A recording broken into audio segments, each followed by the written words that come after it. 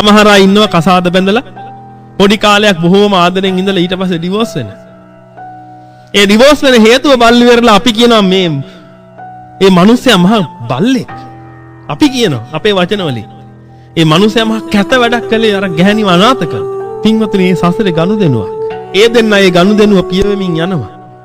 ඔබ මොකද කරන්නේ? ඒක මැද්දට පැනලා තව එකක් පටන් ගන්න හදනවා. බුදුහාමුදුරුවෝ කිව්වේ ඒකයි පින්වතුනි. බුදුහාමුදුරුවෝ කියපු දේ හොඳට අවබෝධ කරගන්න.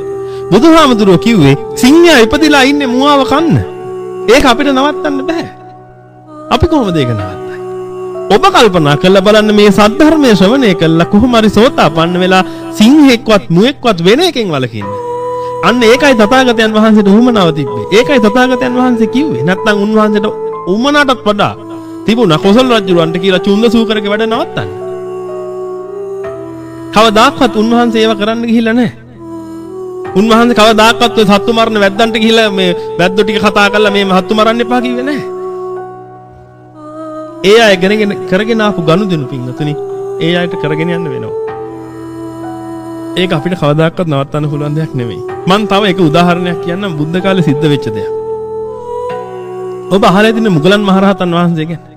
ඉරිදියෙන් උන්වහන්සේ හා උන්වහන්සේට සම කරන්න පුළුවන් කෙනෙක් ඉදිරි තථාගතයන් වහන්සේ විතරයි.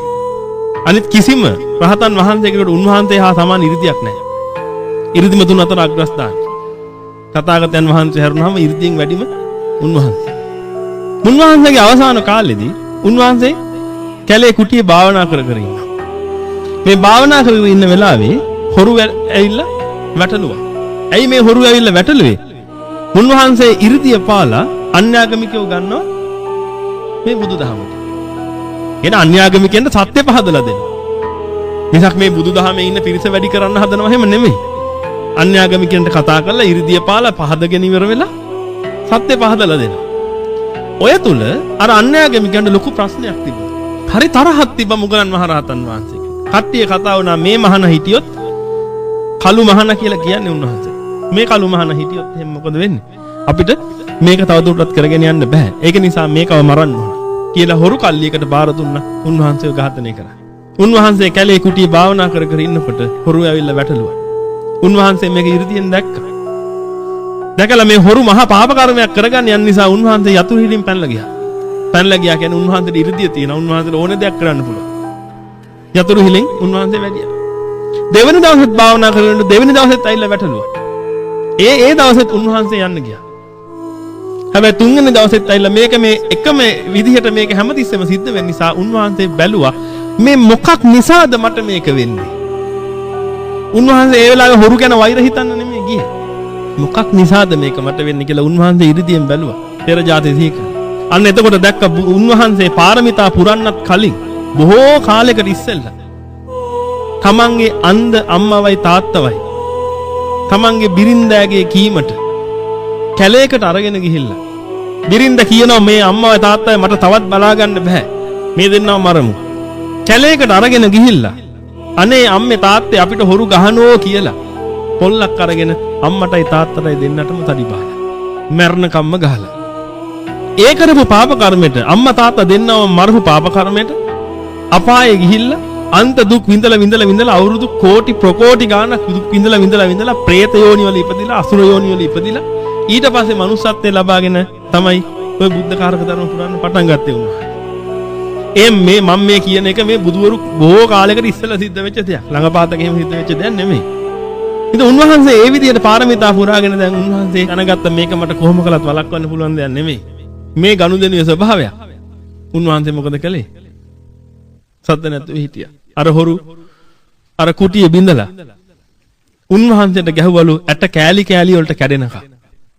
දැන් ඔබ හිතලා බලන්න හොරුන්ට ඇවිල්ලා හොරුන්ට බාර දුන්නේ කොහොම මොකක් කරන්නද? මරන්න විදි කොච්චර තියෙනවද? කඩුවක් අරගෙන ඇවිල්ලා බෙල්ල කැපුවා නම් මැරෙනවනේ. නේද? නමුත් කොහොමද ඒක සිද්ධ වුනේ? ඒ හොරු පිරිස විසින් පොළු අරගෙන අර හාමුදුරන්ගේ ඇට කෑලි වලට කැඩනකම් ගහලා තියෙනවා. මේ අත පය වල තියෙන ඇට කෑලි වලට කැඩෙනකම් ගහලා දාලා ගියා.